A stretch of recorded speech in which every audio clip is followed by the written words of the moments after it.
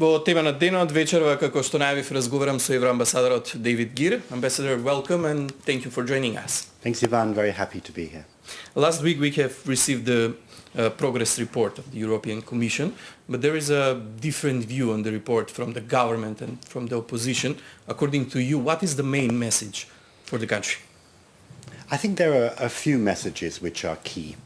First of all, the good news. And the good news, as we know, is the country has opened negotiations, accession negotiations with the European Union. And that's a tribute to the determination of the country to pursue its EU path.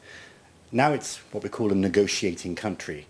That brings with it opportunities and responsibilities, and it adds a kind of intensity to the question of reform, making it even more urgent to move forward on the reform agenda. The second message, I think, is on reform itself. When you look at the report, even though it recognizes that there has been progress in a number of areas, it still makes it clear that in many areas progress is limited. Much more needs to be done. It's very good that we are developing a momentum in Brussels in the screening process, but that momentum needs to be matched by momentum on the reform agenda, including on those really key issues such as the rule of law, the reform of the judiciary, the fight against corruption, public administration reform. And I think the last key message that comes out of the report is that the accession process and the process of implementing EU-related reforms must be a national project. Yes, it's going to be led by the government, that's normal, but it also needs to encompass parties from across the political spectrum, the different institutions of state, and there's quite a lot in the report about the importance of Parliament in this context, local government, but also non-governmental organizations, business and ordinary citizens. It needs to be a national project. So in short, I would say that the news is that yes, progress is being made, much more is needed to move forward on the path, but the overall goal of joining the European Union is achievable. Ambassador, but if we see on the public research reports, also for the people in this country, the main topics are fight against corruption and the problem with the public administration system.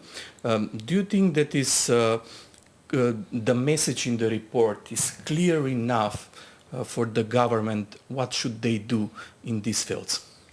The report is addressed to different institutions of state, so obviously to the government, also to Parliament, also to others. I think the messages are rather clear what needs to happen in these different areas. I agree with you. Not enough has happened in these areas. Much more is needed. Every citizen knows this. And so what the report does, when you look at it, it goes into detail, looking at the different institutions, the different laws, and what more needs to happen. For example, if you take, let's say, the State Commission for the Prevention of Corruption, it gives it a positive evaluation, but it points to the need for its recommendations to be followed up. So it's quite specific and quite practical. What we will see also in the upcoming screening, or in the ongoing screening process, is that as the screening comes to an end, towards the end of next year, we'll also have an additional, very clear indication of what needs to happen in terms of reform. The laws that need to be put in place, but also who is implementing those laws, who's ensuring that they're enforced. So it should give, I think, a very clear guide for everyone to look at. Last week we have also received the information that the agreement for Frontex is ready. When can we expect to be signed? Yeah, as you know, Frontex is the agreement basically governing the European Union's border and coast guard agency and its activities that would be here in North Macedonia, and that's been blocked for a number of years. The good news, following the opening of negotiations and the agreement in July, indeed there is agreement. We can expect signing of that agreement in the coming weeks. The green light has been given by the Council, and the good news is also that will be published, and it will be done in the 24 languages of the European Union, but also in the Macedonian language being equally valid. Yes, we can see that the agreement will be translated also on Macedonian language, but there was a lot of information in the public these days. Can you tell us, is there going to be some notes about the language, or is it going to be used this in the agreement, is going to be used this declaration of Bulgaria? Do you have these informations? Well, the text of the agreement, the establishment agreement, should just refer to the Macedonian language without qualification. Ambassador, we have started the screening process, but Macedonia has one more step to be done for the second intergovernmental conference. It's the need to put the Bulgarian minority in the constitution. You have called on everyone, including the opposition, to take the responsibility on the road towards the European Union. What do you think when you say to take the responsibility? First of all, on the constitutional change, we have to be clear this is a sovereign decision for this country to take. We need to be clear about that. But there is a bilateral commitment in the agreement with Bulgaria that the constitution will be reformed. When we look at the broad picture for inter-ethnic relations, this country has a good record. And this change to the constitution would further cement that. And I've not heard any objections in principle to the change itself, even though there are objections to changing the constitution more generally. I think we need then to step back and look, if it is, as is stated, the strategic goal of this country to join the European Union, for the reasons that I've just given, that we have ahead a huge reform path, a transformational path, which will cover nearly every aspect of activity, from customs to trade, agriculture, energy, employment, human rights. I can go on for a long time. Given the size of this task, then surely the focus of all efforts should be on moving forward on that reform process, both in the interests of citizens, but also to speed up entry into the European Union. So if that's the case, all I would say here is that surely the focus should be there, rather than on other initiatives which might, in this context, constitute a backward step. But the opposition clearly says that they will not support the changes on the constitution. There are some initiatives for referendum. Do you think that maybe these initiatives for referendum can be used to support this procedure for changing the constitution? For example, if people decide to say, yes, we would like to go in the European Union with this framework? Again, the questions of the constitutional change or the referendum is a sovereign question, so I don't want to give a dictate as to what should be done on that. That's not for me to do. But again, I say, if the focus should really be on putting in place the reforms, better to focus on the reform process, getting these through, ensuring that they're implemented, rather than on other initiatives which might constitute a backward step. But I will call again on the public opinion researches. The big majority of the people did not accept, still are not accepting the French proposal. How do you see on the reaction of the public? First of all, it's not a French proposal. It's now an agreement that was reached, which as a result of that opened negotiations, allowed for the screening, and basically leaves the way ahead for the country to make progress towards joining the European Union. So that is a major positive step, and we're already seeing lots of positive consequences of that, including the signature of the Frontex agreement very soon, which I've mentioned.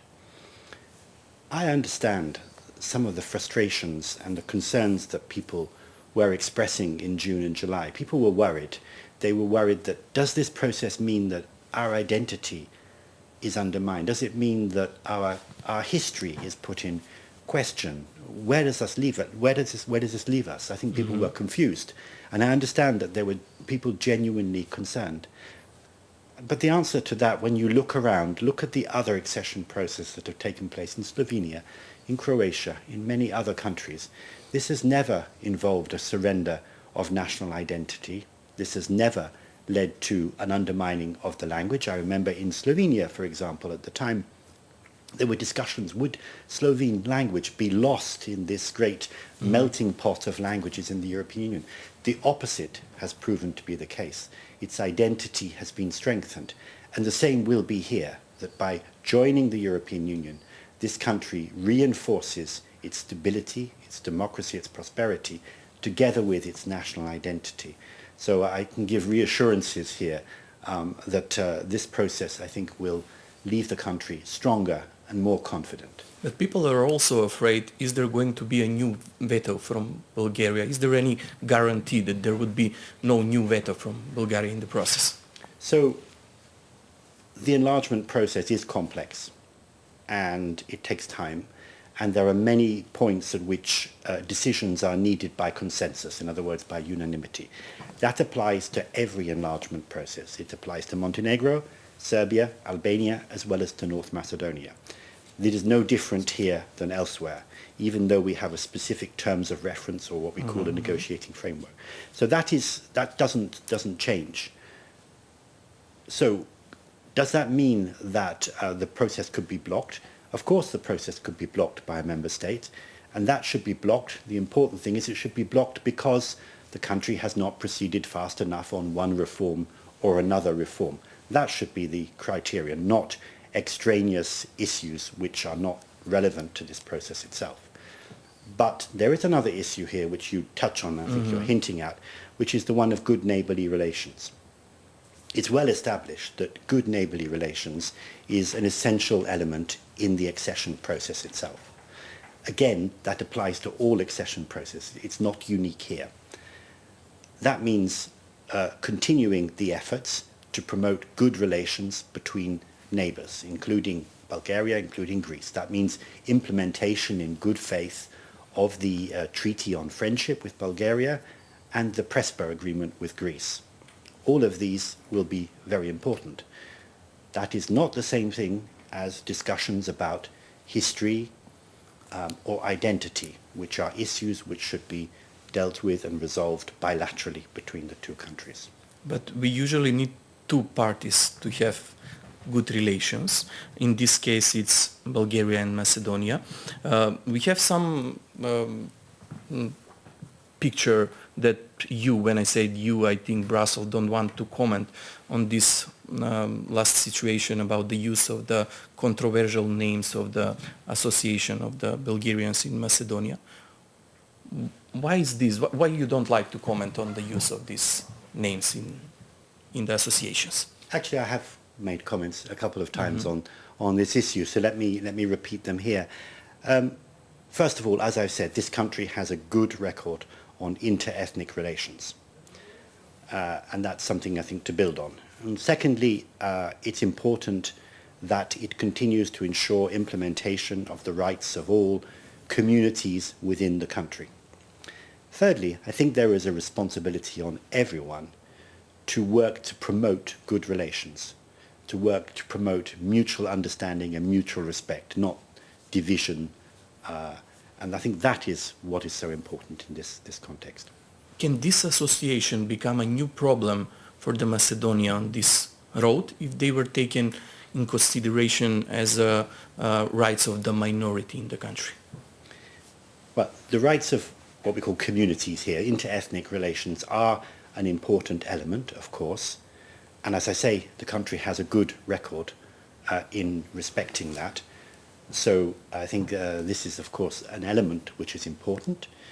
The country should continue to ensure respect for that. At the same time, as I said, it's important that everyone concerned works to promote mutual understanding, because there is, of course, when we zone out of the in the community issue and talk about the relationship between this country and its neighbours, there is, at this time of all times, a huge interest in promoting good relations, in building strong ties and benefiting from working together. Ambassador, in this relation, SDSM and ВМРО-ДПМН have agreed on changing of the rule about the opening of these associations. How do you see on this procedure? Is it good to change the law so we can stop the opening of these controversial associations in the country? I don't normally comment on proposals for laws publicly. I think it's not my role. What's important is that whatever is done, whatever the position is, that it should be consistent with the international standards. In other words, for the EU Charter of Fundamental Rights and the European Convention of Human Rights. Ambassador, just for the end, but not less important, we live in this moment in economic and energetic really big crisis. The government today has informed us that they have sent a clear proposal or asking for help from the European Commission. What can we expect from the European Union? Can you help us? Well, first of all, we already are.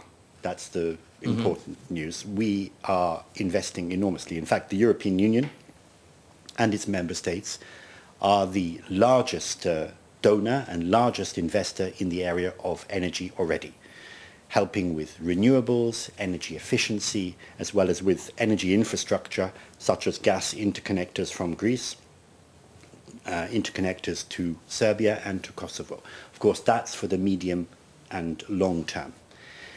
In addition, it's absolutely true the country faces enormous challenges in the energy sector, as do we all as a result of Russia's invasion of Ukraine. We're very much in this together. And that's why already the European Union has reached out to this country and invited it, and in the country participated recently in an informal council meeting of ministers of energy to be part of those discussions. This country is also part of the joint energy platform established by the European Commission, again because we see that this country needs to be part of the discussions that we're having about how to resolve these issues. But we do live in unprecedented times, and we recognize that there is an urgency, and that's why the European Commission announced recently that it is preparing a package of support for the Western Balkans in the energy context, which would combine short-term support together with the medium-term, long-term support of the type I've mentioned, renewables, efficiency and infrastructure.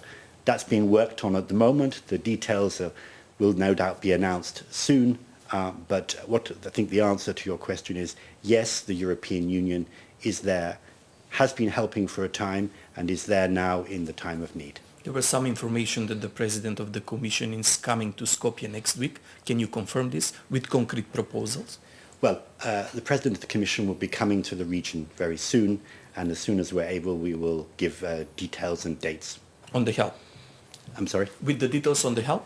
As soon as I can give details on when she'll be coming and where exactly, we will do that. And of course, she'll be addressing, among other issues, all the topical issues on the agenda. Energy is one of those key issues. Ambassador, thank you very much. Thank you very much.